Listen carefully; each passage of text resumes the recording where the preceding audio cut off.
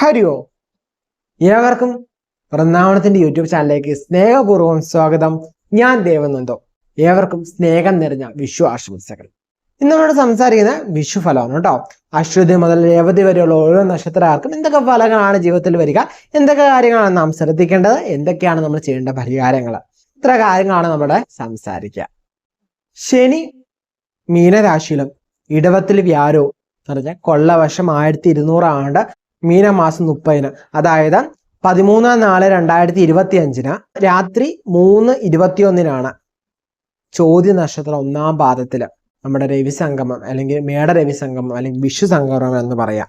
Okay, തുലാംകൂറിലായിരുന്നു അല്ലെ. തുലാംകൂറിലെ ചോദ്യം 1-ാം പാദത്തിലാണ് നമുക്ക് ഈ തവണ എന്താ വിഷു സംക്രമം വന്നിരിക്കുന്നത്. അപ്പം ഈ വിഷു സംക്രമം നിമിത്തം അല്ലെങ്കിൽ വിഷു തൊട്ട് ഒരു വർഷത്തേക്ക് ഈ 1200 എന്താണ് മേടം 1 മുതൽ അങ്ങോട്ട് എന്തൊക്കെ ഫലങ്ങളാണ് നാം ശ്രദ്ധിക്കേണ്ട കാര്യങ്ങൾ, നമ്മൾ എന്തൊക്കെ കാര്യങ്ങളാണ് പാലിച്ചു പോകേണ്ടത്, എന്തൊക്കെ അനുഷ്ഠാനങ്ങളാണ് നമ്മൾ ചെയ്യേണ്ടത് എന്നുള്ള കാര്യങ്ങളൊക്കെ വളരെ വിശദമായി തന്നെ അവതരിപ്പിക്കാൻ ശ്രമിച്ചിട്ടുണ്ട്. അപ്പൊ നമ്മുടെ ചാനൽ ആദ്യമായിട്ട് ആണെങ്കിൽ ഒന്ന് സബ്സ്ക്രൈബ് ചെയ്തോളൂ, തൊട്ടടുത്ത് തന്നെ ബെല്ലൈക്കനോട് അമർത്തിക്കോളൂ കേട്ടോ. അപ്പൊ നമ്മൾ എന്നെ ഒരു തന്നെ നോട്ടിഫിക്കേഷൻ ആയിട്ട് കിട്ടുന്നതായിരിക്കും. അധികം താമസിക്കാൻ നമുക്ക് വീഡിയോയിലേക്ക് കിടക്കാം. ചിത്ര നക്ഷത്രം അല്ലെ. ചിത്ര നക്ഷത്രക്കാർക്ക് ഈ വിഷുഫലം എന്തൊക്കെ കാര്യങ്ങളാണ് നമ്മൾ ശ്രദ്ധിക്കേണ്ടത്, എന്തൊക്കെ കാര്യങ്ങളാണ് ടേക്ക് കെയർ ചെയ്ത് മുന്നോട്ട് പോകേണ്ടത്, എന്തൊക്കെ ഫലങ്ങളാണ് നമുക്ക് വരിക എന്നാലും നമ്മൾ നോക്കണേ. അപ്പൊ ചിത്ര നക്ഷത്രക്കാർക്ക് ആദ്യം തന്നെ തൊഴിൽ സംബന്ധമായിട്ട് സാമ്പത്തിക സംബന്ധമായിട്ട് നോക്കാം അല്ലെ. തൊഴിലൊക്കെ ഉയർച്ച പറയാവുന്ന സമയം തന്നെയാണ് ടൈം എന്ന് പറഞ്ഞാൽ നിരവധി അവസരങ്ങൾ ലഭിക്കുന്ന ടൈമായിരിക്കും. നമ്മുടെ കൂടെ പ്രവർത്തിക്കുന്നതിനും കഴിഞ്ഞും കൂടുതലായിട്ട് നമുക്ക് പെർഫോമൻസ് ചെയ്യാൻ പറ്റുന്ന ടൈം തന്നെയായിരിക്കും ടൈം എന്ന് പറയുന്നത് കേട്ടോ. തൊഴിൽ അന്വേഷിക്കുന്നവർക്ക് തൊഴിൽ ഭാഗ്യമൊക്കെ പറയാവുന്ന ഒരു കാലയളവ് തന്നെയാണ് ടൈം എന്ന് പറയുന്നത്. അതുപോലെ ബിസിനസ് ആണ് നിങ്ങൾ ചെയ്യുന്നത്, നിങ്ങളുടെ മാർക്കറ്റിംഗ് തന്ത്രങ്ങളൊക്കെ കുറച്ചുകൂടി ഒന്ന് മെച്ചപ്പെടുത്തേണ്ട സാഹചര്യം വന്നേക്കാം. സോ അതുകൊണ്ട് തന്നെ നിങ്ങളുടെ ബിസിനസ്സിൽ മാർക്കറ്റിംഗ് ഡിപ്പാർട്ട്മെന്റ് ഇല്ല, നിങ്ങൾ തന്നെയാണ് എല്ലാം ചെയ്യുന്നതെങ്കിൽ നിങ്ങൾ തന്നെ ശ്രദ്ധിക്കുക. ഇനി അതല്ല മാർക്കറ്റിംഗ് ഡിപ്പാർട്ട്മെന്റ് ആയിട്ട് വേറെ ഉണ്ട്, അല്ലെങ്കിൽ പുറത്ത് ഏജൻസി ഏൽപ്പിക്കുമെങ്കിൽ അവരുടെ പറയാം നമ്മുടെ മാർക്കറ്റിംഗ് കുറച്ചുകൂടി ശക്തിപ്പെടുത്തേണ്ട ആവശ്യമുണ്ട്. സോ കുറച്ചുകൂടി കാര്യങ്ങളൊക്കെ നിങ്ങൾ ഒന്ന് പ്ലാൻ ഡിസ്കഷൻ ചെയ്തിട്ട് നിങ്ങളുടെ ബിസിനസ്സിന് അനുകൂലമായിട്ടുള്ള മാർക്കറ്റിംഗ് എന്ത് ചെയ്യുക ഉപയോഗിക്കാം. പലതരത്തിലുള്ള മാർക്കറ്റിംഗ് ഉണ്ട്, പക്ഷെ എന്ത് ചെയ്യുക മാർക്കറ്റിംഗ് നമുക്ക് ഓരോ ബിസിനസ്സുകാർക്കും ആവശ്യമുള്ള രീതിയിൽ ഓരോ കാര്യങ്ങൾ ചെയ്യണം അല്ലെ. ഇപ്പോ കണ്ടന്റ് മാർക്കറ്റിംഗ് ഉണ്ടെങ്കിൽ തന്നെ അതിന്റെ അകത്ത് തന്നെ നമുക്ക് എന്ത് ചെയ്യണം, ഓരോ ബിസിനസ്സിനും അതിനനുകൂലമായിട്ട് രീതിയിൽ മാർക്കറ്റ് ചെയ്താലേ പ്രയോജനമുള്ളൂ. ഓക്കെ, അപ്പം മാർക്കറ്റിംഗ് കാര്യങ്ങളിൽ കുറച്ചുകൂടി മെച്ചപ്പെടുത്തേണ്ട ആവശ്യം നിങ്ങൾക്കുണ്ട്. സോ ആ കാര്യങ്ങളൊന്ന് ശ്രദ്ധിക്കുന്നത് നല്ലതായിരിക്കും. അതുമല്ല നിങ്ങൾ മാർക്കറ്റിംഗ് ഫീൽഡിലാണ് വർക്ക് ചെയ്യുന്നതെങ്കിലും നിങ്ങൾക്ക് എന്താണ് നിങ്ങളുടെ സ്കില്ലിൽ കുറച്ച് അപ്ഗ്രേഷൻ വരുത്തേണ്ട ടൈമാണ്. സോ അത് അപ്ഡേറ്റ് ചെയ്ത് നിങ്ങൾ ഒന്ന് അപ് സ്കിൽ ചെയ്ത് മുന്നോട്ട് പോയി കഴിഞ്ഞാൽ നല്ല തരത്തിലുള്ള നമ്മൾ ആദ്യം പറഞ്ഞ തൊഴിൽ ഉന്നതിയൊക്കെ ഉണ്ടാവാൻ ഇത് നമ്മളെ പ്രയോജനപ്പെടുത്തും കേട്ടോ. സോ നിങ്ങൾ ആ മാർക്കറ്റിംഗ് കാര്യങ്ങളിലൊന്ന് ശ്രദ്ധിക്കുന്നത് നല്ലതാണ്. അതുപോലെ ചെലവുകളൊക്കെ വർദ്ധിക്കുന്ന സമയം തന്നെയായിരിക്കും ടൈം എന്ന് പറയുന്നത്. ഇൻവെസ്റ്റ്മെന്റ് കാര്യങ്ങളൊക്കെ ചെയ്യുന്നവർ ഒന്ന് ശ്രദ്ധിച്ച് ഇൻവെസ്റ്റ്മെന്റ് കാര്യങ്ങളൊക്കെ ചെയ്യുന്നത് ഉത്തമമായിരിക്കും. പ്രതീക്ഷിക്കാത്ത തരത്തിലുള്ള ധനവരവിനൊക്കെ യോഗം പറയുന്ന സമയമാണ്. പ്രത്യേകിച്ച് പ്രതിസമ്പത്തൊക്കെ നമുക്ക് ലഭിക്കാൻ യോഗം പറയാവുന്ന സമയമാണ് ടൈം എന്ന് പറയുന്നത്. അതുപോലെ തന്നെ ധനഭാഗ്യം ധനലാഭം നമുക്ക് പറയാവുന്ന ഒരു ടൈം കൂടിയാണ് ഈ ടൈം എന്ന് പറയുന്നത് കേട്ടോ. അതുപോലെ തന്നെ കുടുംബ സംബന്ധമായിട്ട് ഫാമിലി റിലേറ്റഡ് ആക്കി നോക്കിക്കഴിഞ്ഞാൽ പ്രണയ ജീവിതം കുറച്ചുകൂടി മെച്ചപ്പെടുന്ന ഒരു അവസ്ഥയായിരിക്കും. നിങ്ങളുടെ പ്രണയ ബന്ധങ്ങളിൽ കുറച്ചുകൂടി ദൃഢത സംഭവിക്കാം. കുറച്ചുകൂടി പക്ഷേ ഈ ദൃഢത സംഭവിക്കണമെങ്കിൽ നമ്മുടെ എന്താണ് കുറച്ച് വാക്ക് തർക്കങ്ങളൊക്കെ ഉണ്ടാവാം, കുറച്ച് അഭിപ്രായ വ്യത്യാസങ്ങൾ ഉണ്ടായിട്ടുണ്ടാവാം, കുറച്ച് പിണക്കങ്ങളൊക്കെ ഉണ്ടായിരിക്കും. ഇതൊക്കെ ഉണ്ടെങ്കിലാണ് ഒരു നല്ലൊരു പ്രണയബന്ധം എന്ന് പറയാൻ പറ്റുള്ളൂ. ഫുൾ ഹാപ്പി ആയിട്ട് ഒരു പ്രണയബന്ധം പോലും അങ്ങനെയാണെങ്കിൽ അവിടെ പ്രണയം നടിക്കുവാണ് നമ്മൾ പറയേണ്ടി വരും അല്ലെ. അവിടെ കുറച്ച് പ്രശ്നങ്ങളൊക്കെ ഉണ്ടാവും, പക്ഷെ ചിലവർക്ക് അഭിപ്രായ വ്യത്യാസങ്ങളൊക്കെ ഉണ്ടാവും. സോ അങ്ങനെ വന്നിട്ടാണ് ഒരു ബെറ്റർ അണ്ടർസ്റ്റാൻഡിങ് ഉണ്ടാവണം അല്ലെ. ആ ബെറ്റർ അണ്ടർസ്റ്റാൻഡിങ്ങിൽ കൂടിയാണ് ഒരു പങ്കാളികൾ ചൂട് നല്ല രീതിയിൽ ഹാപ്പി ആയിട്ട് മുന്നോട്ട് പോകാൻ സാധിക്കുക എന്ന് പറഞ്ഞു. സോ നിങ്ങളുടെ പ്രണയബന്ധത്തിൽ കുറച്ചുകൂടി എന്താണ് മെച്ചപ്പെടുന്ന അവസ്ഥയൊക്കെ ഉണ്ടാകാൻ സാധ്യത പറയുന്ന ടൈമാണ്. ചെറിയ തർക്കങ്ങളൊക്കെ ഉണ്ടാകുമ്പോൾ നമ്മൾ എന്ത് ചെയ്യുക, അതൊക്കെ ഒന്ന് ഒഴിവാക്കി വിടുക, അതൊക്കെ എന്ത് ചെയ്യുക ഒന്ന് പരിഹരിച്ച് മുന്നോട്ട് പോവുക. ചില കാര്യങ്ങൾ കണ്ടില്ല കേട്ടില്ല എന്ന് വെക്കണം, ചിലതൊക്കെ നമ്മുടെ പങ്കാളിയുടെ ഇഷ്ടത്തിന് തന്നെ വിട്ടുകൊടുത്തേക്കണം. ഓക്കെ, എല്ലാം നമ്മൾ വാശി പിടിച്ച് നടത്തി കഴിഞ്ഞാൽ ഒരാള് പൂർണ്ണമായിട്ട് വാശി പിടിച്ചു കഴിഞ്ഞാൽ എന്ത് സംഭവിക്കും, അത് ഒരിക്കലും നന്നായി പോകാൻ പറ്റില്ല. അപ്പൊ ചിലതൊക്കെ വിട്ടുകൊടുത്ത് മുന്നോട്ട് പോയാൽ മാത്രമേ എന്താണല്ലോ ഒരു അണ്ടർസ്റ്റാൻഡിങ്ങിൽ പോയാൽ മാത്രമാണ് പ്രണയ ജീവിതമായാലും കുടുംബ ജീവിതമായാലും എന്ത് ചെയ്യുള്ളൂ ഹാപ്പി ആവുള്ളൂ അല്ലെ. സോ ആ കാര്യങ്ങളൊക്കെ ചിന്തിക്കുക. അതുപോലെ തന്നെ പുതിയ പ്രണയ ബന്ധത്തിലേക്കൊക്കെ നോക്കുന്നവർക്കൊക്കെ അനുകൂലമായ സമയമാണ്. പുതിയ പ്രണയ ബന്ധങ്ങളൊക്കെ ഉടലെടുക്കാനൊക്കെ ചാൻസ് പറയാവുന്ന ടൈം തന്നെയാണ് ടൈം എന്ന് പറയുന്നത് കേട്ടോ. അതുപോലെ തന്നെ ഇവിടെ വിവാഹമോചിതരായിട്ടുള്ളവരുണ്ടല്ലോ, ഡിവോഴ്സ് ഒക്കെ ആയിട്ടുള്ളവർക്ക് പുനർവിവാഹത്തിനൊക്കെ ആലോചിക്കുന്നവർക്ക് ഉത്തമമായ ടൈമാണ് ഈ ടൈം എന്ന് പറയുന്നത്. സോ ആ കാര്യങ്ങളൊക്കെ നോക്കാവുന്നതാണ്. ദാമ്പത്യ ബന്ധത്തിലാണെങ്കിൽ കുറച്ചുകൂടി നമുക്കൊരു അണ്ടർസ്റ്റാൻഡിങ് ഒക്കെ വേണ്ട ഒരു കുറവുണ്ട്. സോ കുറച്ചുകൂടി അണ്ടർസ്റ്റാൻഡ് ഒക്കെ ഭാര്യ ഭർത്താക്കന്മാർ തമ്മിൽ കുറച്ച് അണ്ടർസ്റ്റാൻഡിങ് പ്രോബ്ലങ്ങൾ ഉണ്ടാവാനുള്ള സാധ്യതയുണ്ട്. സോ അതൊന്ന് അണ്ടർസ്റ്റാൻഡ് ചെയ്യുക, രണ്ടുപേരുടെ ഇഷ്ടം നിങ്ങൾ എന്ത് ചെയ്യുക, ഒന്ന് മനസ്സിലാക്കാനൊക്കെ ഒന്ന് ശ്രമിക്കുക. ഓക്കെ, ചിലപ്പോൾ നമ്മളുടെ പങ്കാളിക്ക് നമ്മുടെ ഇഷ്ടങ്ങളായിരിക്കും, ചിലപ്പോൾ നമുക്ക് നമ്മുടെ പങ്കാളിയുടെ ഇഷ്ടം നിങ്ങൾ അറിയിലുണ്ടാവില്ല. സോ ആ കാര്യങ്ങളൊക്കെ ഒന്ന് മനസ്സിലാക്കാൻ ശ്രദ്ധിക്കുകയാണ്, എന്നിട്ട് അതനുസരിച്ചുള്ള ഓരോ കാര്യങ്ങൾ ചെയ്യുക. ഓക്കെ, ഇപ്പൊ പങ്കാളിക്ക് ഇഷ്ടമുള്ള ഓരോ കാര്യങ്ങൾ ചെറിയ ചെറിയ കാര്യങ്ങളായിരിക്കും, അതൊക്കെ ഒന്ന് നടത്തി കൊടുക്കുക. നമ്മളെ കൊണ്ട് നടത്താൻ പറ്റുന്ന കാര്യങ്ങളെങ്കിൽ നടത്തി കൊടുക്കുക. അപ്പൊ തന്നെ എന്താണ് ആ പ്രണയം അല്ലെങ്കിൽ ഒരു ദാമ്പത്യ ജീവിതം കുറച്ചുകൂടി സന്തോഷകരമാവും. ഓക്കെ, കുറച്ചുകൂടി ഹാപ്പിയോ, കുറച്ചുകൂടി അവരുടെ ഇഷ്ടത്തിനും കൂടി നമ്മൾ എന്ത് ചെയ്യുക, പരിഗണന കൊടുക്കുക, അവരുടെ അഭിപ്രായങ്ങൾക്ക് പരിഗണന കൊടുക്കുക. അങ്ങനെയൊക്കെ കൊടുക്കുമ്പോഴാണ് എന്ത് ചെയ്യണേ, നമ്മുടെ മാരേജ് ലൈഫ് എന്ന് പറയുന്നത് കുറച്ചുകൂടി സന്തോഷകരമായിട്ട് ഹാപ്പി ആയിട്ട് നമുക്ക് മുന്നോട്ട് കൊണ്ടുപോകാൻ സാധിക്കുക, അല്ലേ? എന്ന് വെച്ചാൽ ചിലവരുണ്ട് എല്ലാം സഹിച്ച്, ആ രീതിയല്ല പറഞ്ഞത്, എല്ലാം സഹിച്ച് എല്ലാ വിഷമങ്ങളും സഹിച്ച് മുന്നോട്ട് പോകണമെന്നൊന്നും പറയുന്നില്ല. ഓക്കെ, അങ്ങനെ പോകേണ്ട യാതൊരു ആവശ്യവുമില്ല. ഓക്കെ, പക്ഷെ നമ്മളാൽ പറ്റുന്ന വലിയ ഖേദമില്ലാത്ത പ്രശ്നങ്ങളൊക്കെയാണ് എങ്കിൽ നമുക്ക് എന്തായാലും സംസാരിച്ച് മുന്നോട്ട് ഹാപ്പി ആയിട്ട് പോകാവുന്നതല്ലേ ഉള്ളൂ. സോ അങ്ങനെ നോക്കുക കേട്ടോ. അങ്ങനെയൊക്കെ നോക്കിക്കഴിഞ്ഞാൽ വലിയ പ്രശ്നമില്ലാതെ നമുക്ക് മുന്നോട്ട് പോകാൻ സാധിക്കും കേട്ടോ. പരസ്പരം ഒന്ന് മനസ്സിലാക്കി മുന്നോട്ട് പോകാൻ ശ്രദ്ധിക്കാം. വിദ്യാർത്ഥികളെ സംബന്ധിച്ച് നോക്കുകയാണെങ്കിൽ നമുക്കിവിടെ പ്രശ്നമായിട്ട് പറയാന്ന് വെച്ചാൽ നമ്മുടെ ഒരു ആത്മവിശ്വാസം ഉണ്ടല്ലോ, അത് ഒരു എന്താണ്, ഒരു മതിലിൽ നിൽക്കുന്ന അവസ്ഥ, അപ്പുറത്തേക്ക് ഇപ്പുറത്തേക്കും ഇല്ലാത്ത രീതിയിലാണ് നിൽക്കുന്ന അവസ്ഥയാണ്. സോ ഇവിടെ നമ്മളൊന്ന് സെൽഫ് കോൺഫിഡൻസ് ബിൽഡ് ചെയ്യേണ്ട ആവശ്യമുണ്ട്. സോ ആ സെൽഫ് കോൺഫിഡൻസ് ബിൽഡ് ചെയ്തെടുത്തു കഴിഞ്ഞാൽ നിങ്ങൾക്ക് വിദ്യാർത്ഥികൾക്ക് അനുകൂലമായിട്ട് നമുക്ക് പറയാൻ സാധിക്കും. വിദേശ പഠനത്തിനൊക്കെ ആലോചിക്കുന്നവർക്ക് അവസരങ്ങൾ കിട്ടുന്ന ടൈം തന്നെയാണ് കേട്ടോ. അടുത്ത ആരോഗ്യ സംബന്ധമാക്കി നോക്കിക്കഴിഞ്ഞാൽ വൃക്ക, കരൾ സംബന്ധമായിട്ടുള്ള പ്രശ്നങ്ങളൊക്കെ ഉണ്ടാവാനും സാധ്യതയുണ്ട്, നെഞ്ച് സംബന്ധമായിട്ടുള്ള പ്രശ്നങ്ങൾ ഉണ്ടാവാൻ സാധ്യതയുണ്ട്, ചർമ്മ രോഗങ്ങളൊക്കെ ഉണ്ടാവാൻ സാധ്യതയുണ്ട്. സോ ഈ കാര്യങ്ങളൊക്കെ ഒന്ന് ശ്രദ്ധ എടുക്കുക. എന്തെങ്കിലും ലക്ഷണങ്ങളൊക്കെ കാണിച്ചു തന്നു കഴിഞ്ഞാൽ എന്ത് ചെയ്യുക, കൃത്യമായിട്ടുള്ള വൈദ്യ പരിശോധന എടുക്കുക. അത് ഇന്നത് എടുക്കണം, അലോപ്പതി വേണം, ആയുർവേദം വേണം, ഹോമിയോ വേണം, എന്താണ് സിദ്ധ വേണം, ആക്യുപഞ്ചർ അല്ലെങ്കിൽ മറ്റനുബന്ധ ചികിത്സ, ഏതായാലും കുഴപ്പമില്ല, നമുക്ക് ഇഷ്ടമുള്ള ചികിത്സ ഏതാണോ അതെടുക്കുക. ഓക്കെ, എന്നുവെച്ചാൽ നമുക്കൊരു വിഷയം ഇഷ്ടമില്ലാതെ എടുത്തു കഴിഞ്ഞാൽ അതിനോട് യാതൊരു മഹിമയും ഉണ്ടാവില്ല. അപ്പം ആ റിസൾട്ട് നമുക്ക് അങ്ങനെ കിട്ടുന്നത്, നമുക്ക് ഇഷ്ടപ്പെട്ട ഒരു ട്രീറ്റ്മെന്റ് നമ്മൾ സ്വീകരിച്ചു കഴിഞ്ഞാൽ നമുക്ക് കുറച്ച് അനുകൂലമായിട്ട് ഒരു റിസൾട്ടിലേക്ക് നമുക്ക് എത്തും. ഓക്കെ, അങ്ങനെ നോക്കുക. അല്ലാതെ അലോപ്പതി തന്നെ വേണമെന്ന് ഞാൻ പറയില്ല, ആയുർവേദം തന്നെ വേണമെന്ന് പറയില്ല. അത് നമുക്ക് അനുകൂലമായിട്ട് ആ രോഗത്തിന് ഒരു ലക്ഷണം വരുമ്പോൾ നിങ്ങൾക്ക് തോന്നുവാണ് ഇങ്ങനെ നല്ല ഇതിനാണ് ഇതാണ് നല്ലതെന്ന് തോന്നി നിങ്ങൾക്ക് അത് ചികിത്സിക്കാം. ഓക്കെ, നല്ല ഡോക്ടറായ നല്ല വൈദ്യനും നിങ്ങളുടെ വിശ്വാസം കൂടി ഉണ്ടാകുമ്പോൾ മാത്രമേ ആ രോഗം അവിടെ മാറുന്നുള്ളൂ. നല്ല വൈദ്യനാണ്, നല്ല മരുന്നുമാണ് തരുന്നത്, പക്ഷെ നിങ്ങൾക്ക് ആ ഒരു മരുന്നിനും ആ വൈദ്യനും വിശ്വാസം ഇല്ലെങ്കിൽ ആ മരുന്ന് ഫലിക്കില്ല. ഓക്കെ, ആ മരുന്ന് ഫലിക്കണമെങ്കിൽ നിങ്ങൾക്ക് അവിടെ വിശ്വാസം കൂടെ ഉണ്ടാവണം. സോ ഇതെല്ലാം കൂടി ഉള്ളൊരു ഫാക്ടർ ഏതാണോ അതെടുക്കും. അപ്പൊ ചിലവർക്കാണെങ്കിൽ ആയുർവേദം മാത്രമാണ് വിശ്വാസം. സോ ആയുർവേദ മരുന്ന് തന്നെ നിങ്ങൾ ചികിത്സിക്കണം. ഓക്കെ, നിങ്ങൾക്ക് ചിലവർക്ക് എന്താണ് അലോപ്പതി മാത്രമാണ് വിശ്വാസം. സോ നിങ്ങൾ അലോപ്പതി തന്നെ ചികിത്സിക്കണം. ചിലർക്ക് ഹോമിയാണ് വിശ്വാസം. സോ ഹോമിയോ മരുന്ന് തന്നെ സ്വീകരിക്കണം. നിങ്ങൾക്ക് വിശ്വാസം ഉള്ളതാണ്. പിന്നെ നമുക്ക് ആ രോഗത്തിന് എന്താണ് ആ ഫീൽഡിൽ മെഡിസിൻ ഉണ്ടോ എന്നും കൂടി ഒന്ന് പരിഗണിക്കേണ്ട ആവശ്യം കൂടി ഉണ്ട് കേട്ടോ. ഇതിനൊക്കെ മുന്നോട്ട് പോയി കഴിഞ്ഞാൽ വലിയ പ്രശ്നമില്ലാതെ നമുക്ക് മുന്നോട്ട് പോകാൻ പറ്റുമെന്നേ. ദോഷങ്ങൾക്കുള്ള പരിഹാരങ്ങൾ എന്തൊക്കെയാണെന്ന് നോക്കാറുണ്ട് അല്ലെ. അപ്പൊ അടുത്ത നമുക്ക് ദോഷങ്ങൾക്കുള്ള പരിഹാരം എന്താണെന്ന് നോക്കാം. നമുക്ക് മാസത്തിൽ 2 തവണയെങ്കിലും നമ്മൾ എന്ത് ചെയ്യുക, അന്നദാനം നടത്തുക. എന്നാണ് ഏറ്റവും ഉത്തമം ചോദിച്ചാൽ ശനിയാഴ്ച ദിവസങ്ങൾ അന്നദാനം നടത്തുക. മാസത്തിൽ ഏതെങ്കിലും 2 ശനിയാഴ്ച എന്ത് ചെയ്യുക, അന്നദാനം നടത്തുക. ഇനി ശനിയാഴ്ച നടത്താൻ പറ്റൂല, എനിക്ക് വേറെ ദിവസമാണ്, വേറെ ദിവസം നടത്തിക്കുക, പ്രശ്നമില്ല. ഓക്കെ, അത് നടത്തുമ്പോൾ പൂർണ്ണ മനസ്സോടെ നടത്തണം. ഓക്കെ, പരിഹാരമായിട്ട് നടത്തല്ല, പൂർണ്ണ മനസ്സ് തൃപ്തിയോടെ വേണം നമ്മൾ അന്നദാനം നടത്താൻ. നമുക്ക് വിളമ്പിക്ക് കൊടുക്കാൻ പറ്റുന്നതെങ്കിൽ വിളമ്പി തന്നെ കൊടുക്കുക. ഭക്ഷണം വീട്ടിൽ നിന്ന് ഉണ്ടാക്കി കൊണ്ടുപോയി കൊടുക്കാൻ പറ്റുമോ, അങ്ങനെ കൊടുക്കാം. 100 പേർക്ക് 1000 പേർക്ക് കൊടുക്കാനല്ല, ഒരാൾക്കാണ് നിങ്ങളാൽ കഴിയുന്ന എന്താണോ അത് ചെയ്യുക. എനിക്ക് കൂടുതലായിട്ട് ചെയ്യാൻ പറയുന്നില്ല, നിങ്ങളാ കഴിവെത്താണോ അത് ചെയ്യുക. ഇനിയിപ്പോ ഹോട്ടലിൽ നിന്ന് മേടിച്ചാണ് കൊടുക്കാൻ പറ്റുള്ളൂ, ഹോട്ടലിൽ നിന്ന് മേടിച്ചു കൊടുത്താൽ മതി. ഓക്കെ, വേറെ പ്രശ്നമൊന്നുമില്ല. എന്ത് ചെയ്താലും ഹാപ്പി ആയിട്ട് സന്തോഷമായിട്ട് ചെയ്യണം, മനസ്സ് തൃപ്തിയോടെ ചെയ്യണം. മനസ്സിൽ വേറെ ഒന്ന് വിചാരിച്ച് നമ്മൾ ആഹാരം മേടിച്ചു കൊടുത്തിട്ട് യാതൊരു പ്രയോജനവും ഇല്ല. ഓക്കെ, അതുപോലെ തന്നെ ആഹാരം മേടിച്ച് കൊടുക്കുമ്പോൾ അർഹതപ്പെട്ടവർക്ക് വേണം വാങ്ങി കൊടുക്കാൻ. ഓക്കെ, അങ്ങനെ കൊടുത്താൽ മാത്രം അതിന്റെ ഫലം ഉണ്ടാവുള്ളൂ കേട്ടോ. എന്ന് വെച്ച് കഴിഞ്ഞാൽ അവരത് അന്നം കഴിക്കുമ്പോൾ എന്താണ് കൃത്യമായിട്ട് നമുക്ക് വേണ്ടി അവർ പ്രാർത്ഥിക്കും. അവരുടെ പ്രാർത്ഥനയിൽ നമ്മളെ ഉൾപ്പെടുത്തും. നമുക്ക് വേണ്ടി നമ്മൾ പ്രാർത്ഥിക്കണം കഴിഞ്ഞും ഇരട്ടി ഫലമാണ് നമുക്ക് വേണ്ടി വേറൊരാൾ പ്രാർത്ഥിക്കുമ്പോൾ. ഓക്കെ, അപ്പൊ എന്ത് ചെയ്യാ, ഹാപ്പി ആയിട്ട് സന്തോഷം. അത് മാത്രല്ല, പൈസയൊക്കെ കൈകാര്യം ചെയ്യുമ്പോൾ എന്ത് ചെയ്യുമ്പോഴും എന്ത് ചെയ്യാ, ഹാപ്പി ആയിട്ട് കൊടുത്താലാണ് തിരിച്ച് നമുക്ക് കിട്ടുകയുള്ളൂ. സോ ഹാപ്പി ആയിട്ട് സന്തോഷമായിട്ട് തന്നെ അത് ചെയ്യാട്ടോ.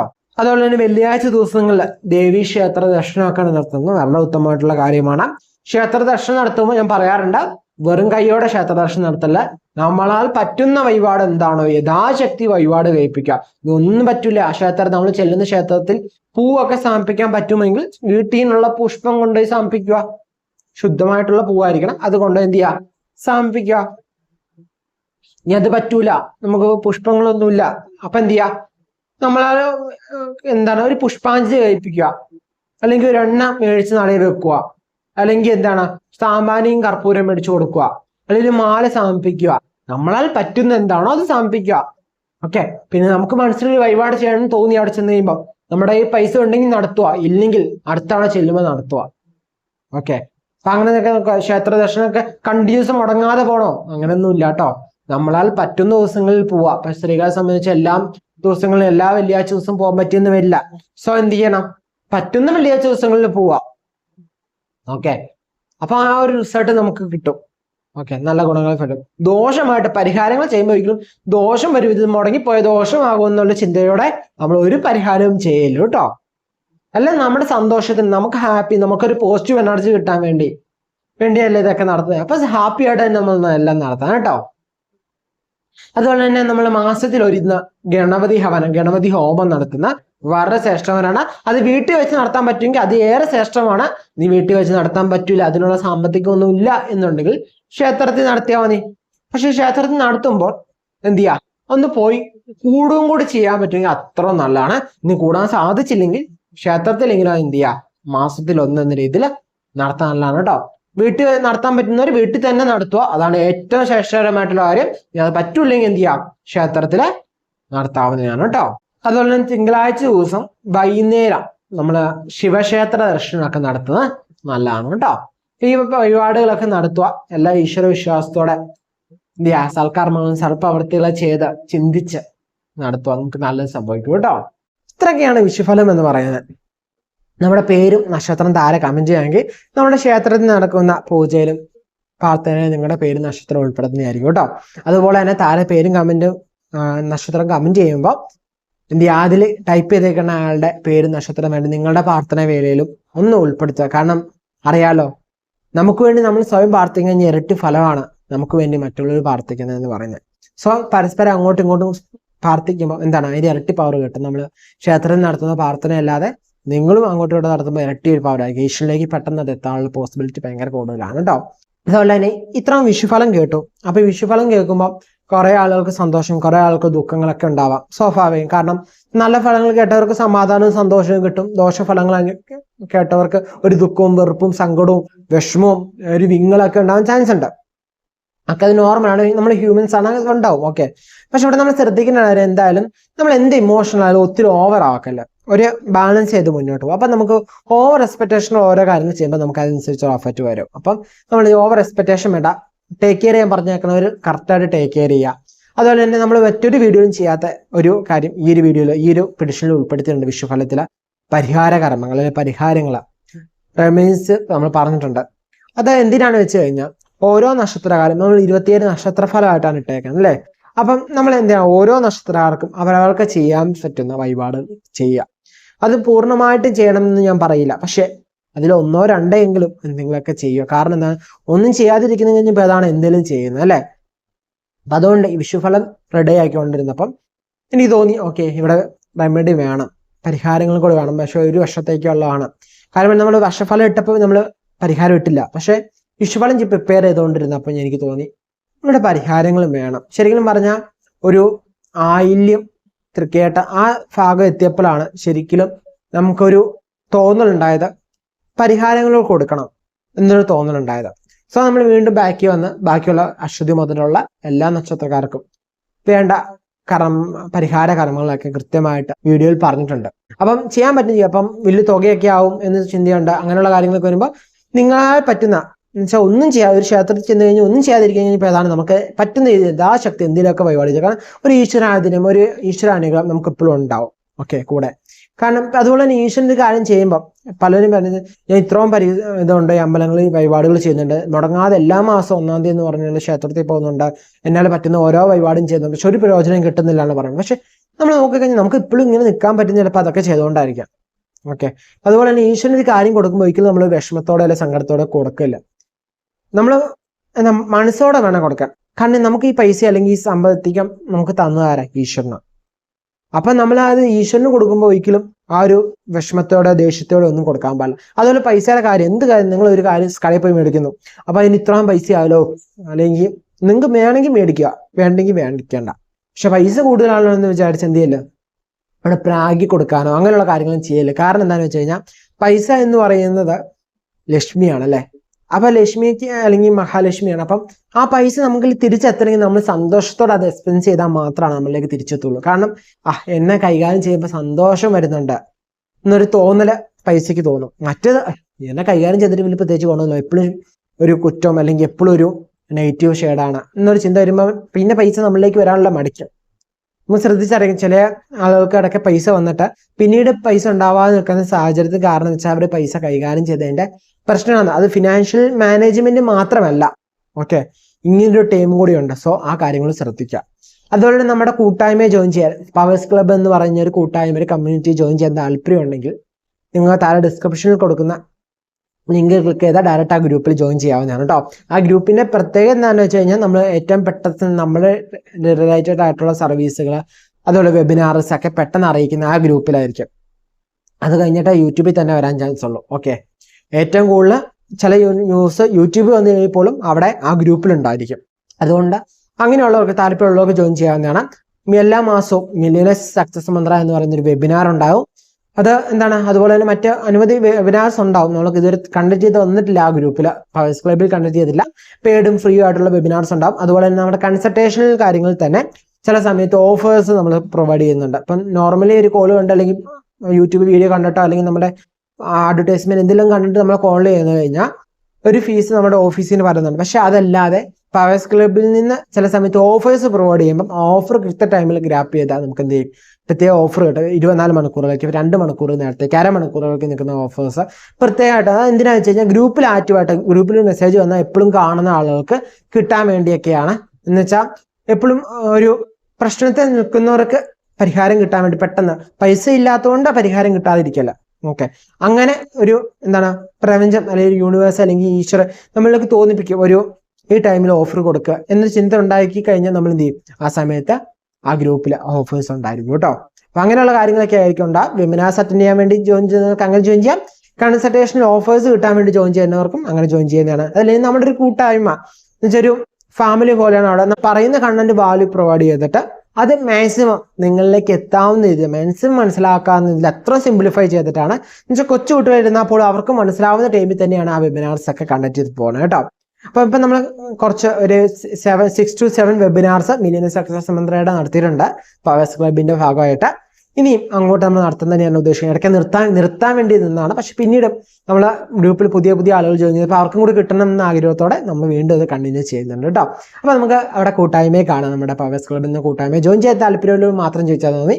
അല്ലാതെ ആരും നിർബന്ധിച്ച ഗ്രൂപ്പിൽ ജോയിൻ ചെയ്യിപ്പിക്കുന്നില്ല. താല്പര്യമുള്ളവർക്ക് സ്വയം മനസ്സാട് താല്പര്യമുള്ളവർക്ക് മാത്രം ഗ്രൂപ്പിൽ ജോയിൻ ചെയ്യാം. അവിടെ ഗ്രൂപ്പിൽ ജോയിൻ ചെയ്യുമ്പോൾ അതിന്റെ കുറച്ച് റൂൾസും അതിന്റെ റെഗുലേഷൻസും ഉണ്ട്. അത് കൃത്യമായിട്ടൊന്ന് ഫോളോ ചെയ്യുക അത്ര മാത്രം കേട്ടോ. അപ്പം ഈ ഒരു വിഷുകാലം എന്ന് പറയുന്നത് നമുക്ക് എല്ലാവർക്കും സന്തോഷവും സമൃദ്ധിയും ഐശ്വര്യപൂർണ്ണമാവട്ടെ എന്ന് പ്രാർത്ഥിക്കുന്നു. എല്ലാവരുടെ പ്രാർത്ഥനയിൽ എല്ലാവരും ഉൾപ്പെടുത്തുക ഓക്കെ. സൽക്കർമ്മങ്ങൾ ചെയ്ത് സൽചിന്തയോടെ സൽപ്രവൃത്തിയോടെ ഈശ്വരാനുഗ്രഹത്തോടെ ഈശ്വര വിശ്വാസത്തോടെ മുന്നോട്ട് ഹാപ്പി ആയിട്ട് പോവാം കേട്ടോ. അപ്പൊ നല്ല ഒരു വർഷമാവട്ടെ നമുക്ക് ഈ ഒരു വിഷുകാലം എന്ന് നമുക്ക് വിശ്വസിക്കാം അല്ലെ. അതുപോലെ തന്നെ നമ്മുടെ ചാനൽ ഇതുവരെ സബ്സ്ക്രൈബ് ചെയ്തില്ലെങ്കിൽ സബ്സ്ക്രൈബ് ചെയ്തോളൂ. തൊട്ടടുത്ത് തന്നെ ബെല്ലൈക്കനോട് അമർത്തിക്കോളൂ കേട്ടോ.